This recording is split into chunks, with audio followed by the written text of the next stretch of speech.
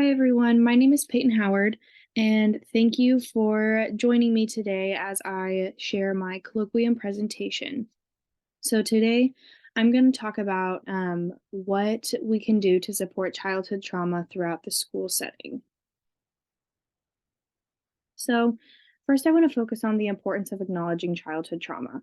First and foremost, childhood trauma is a public health problem in the United States, and 80% of children have experienced childhood trauma. And this can be a cause for academic problems, emotional and behavioral difficulties, sexually risky behaviors, and substance use. 70% of children with mental health disorders don't receive services. And a child who falls through the cracks and misses out on life altering interventions is likely going to experience an impact with their social, emotional, and academic functioning. And lastly, what led me here to talking about childhood trauma within the school setting? I learned a lot about childhood trauma in the school social work and trauma and attachment classes that I had to take this year. And I think overall, schools play a detrimental role in a child's upbringing. And I really think that if a child who is struggling or has been exposed to trauma in the past has a positive experience within their school experience, then you can make a really big impact on their future. So just some of the history of childhood trauma. First, I want to address the grand challenge that this focuses on. It's the ensuring healthy development for youth. And this grand challenge states that behavioral health problems during childhood lead to economic dependence, morbidity, and mortality during adulthood. And one of the goals under this grand challenge is to monitor and increase access of children, youth, and young adults to effective preventative interventions. And while this would be secondary prevention at this point, it is still important to be providing those, positive interventions for kids who've experienced trauma and not just letting them slide through the cracks.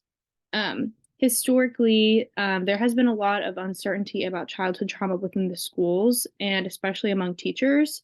And I think this is a very easy thing to happen in our school system. And I think we are also seeing an increase in just the mental health crisis in our youth today after COVID and just everything with social media and exposure to the internet.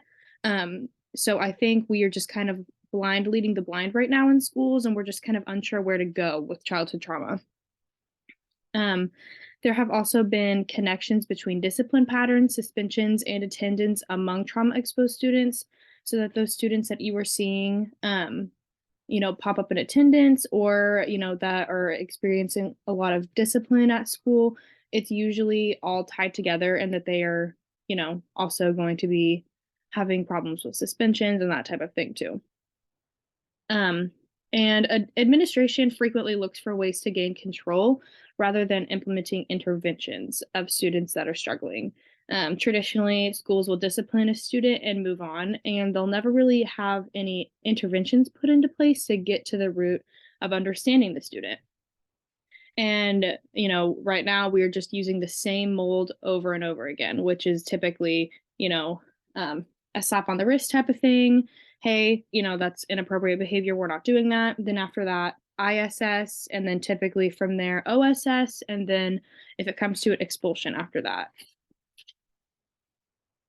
So what's been happening recently, school mental health expectations have shifted, except our discipline policies, like I just mentioned, at the school level have pretty much remained the same.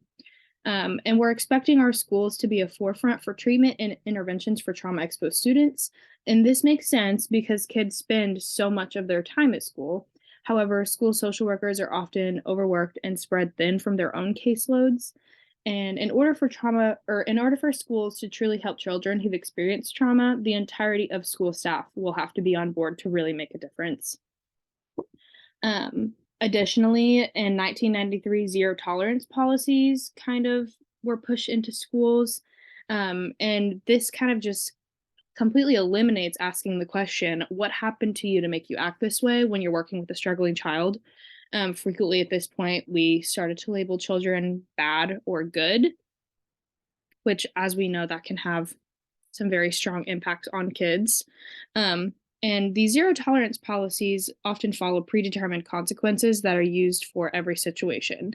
They don't typically look at maybe the background or any context of the situation. They will just have the same consequences regardless.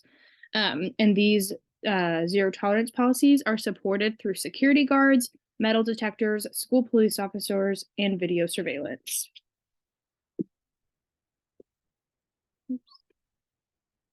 So, what's the impact?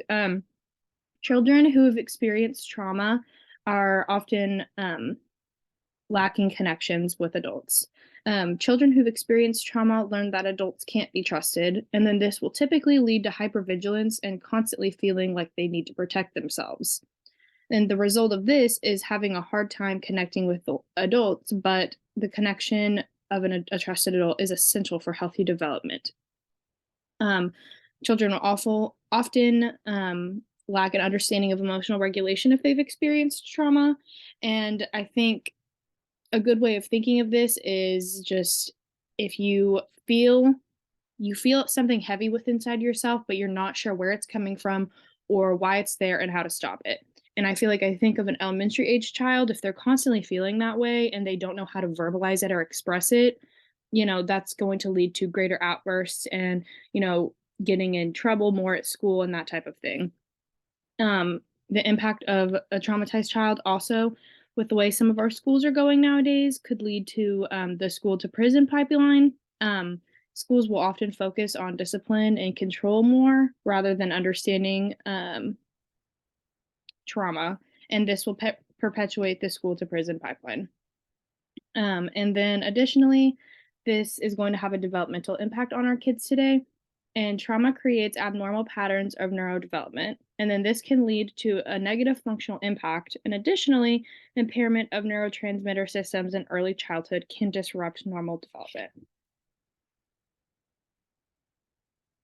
So, some of the theories that I noticed with just with my topic is the person, environment, and systems theory. And if you think about it, a child who has repetitively been exposed to something that has had a traumatic impact them is likely to experience a change in behavior. So we have to think about if a child, witnessed something traumatic, that's likely going to impact every aspect of their life and just kind of, have it connected from their development, from their behavior, how they're doing in school, how they're doing at home, that type of thing. But if a child who has experienced trauma is, receiving positive interventions and things to kind of help them work through that and help them kind of grow, that type of thing, then we're going to obviously be seeing different outcomes in that child than we would for a child that isn't receiving those interventions. So just person and environment, thinking about what they were exposed to and kind of what's been going on with them since that exposure, and just the systems theory, just how everything is connected and all the systems that the child is a part of are going to be impacted as well. Oops. And then the core competency that I feel like this hits is core competency number 8, and this is to intervene with individuals, families, groups, organizations, and communities. Social workers are the knowledgeable resource of the school when it comes to trauma, its impacts, and how to best support trauma exposed children. Therefore, they are responsible for facilitating interventions throughout the school as well as educating school staff on how to best support a child who has experienced trauma. So, where do we go from here? The National Child Trauma Stress Network has listed 10 components for trauma informed schools. And I understand a list of 10, components that they might say are best to implement in schools. That can be, daunting and even feel impossible given that many schools lack an adequate amount of support staff that could implement these components. So, with that in mind, I'm proposing that we begin by only focusing on a few instead of all 10 of these. So, the 3 that I want to focus on are to create a learning environment that is trauma informed, promoting social, emotional skills and wellness, foster a culture of understanding regarding secondary traumatic stress, and support staff to engage in self care, and evaluate and amend school discipline policies and practices, taking into account trauma and its impact on the learning environment. So I think if we take a step back and we are able to focus on these things on a smaller level, rather than trying to take in all 10 of them and implement them all at once, I think we could be able to make a better impact. Um, Additionally, uh, I also have some trauma informed models for schools that schools can look at and try and implement that, just to kind of give a guide on how to become more trauma informed and, what the school can do to support children who have been exposed to trauma.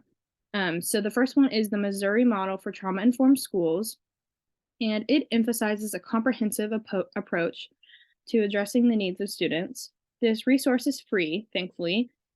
Another model is the attachment, self-regulation, and competency framework, other also known as ARC. It can be used at the individual level or as an organization. It encourages engagement, psychoeducation, and routine to support healthy development. Some resources with this model might cost, but several of them are free. And these models aren't a cure for the problem that we're facing, but they are a good starting point for resources for schools to kind of look at to kind of figure out how they want to take the steps of being, more trauma informed.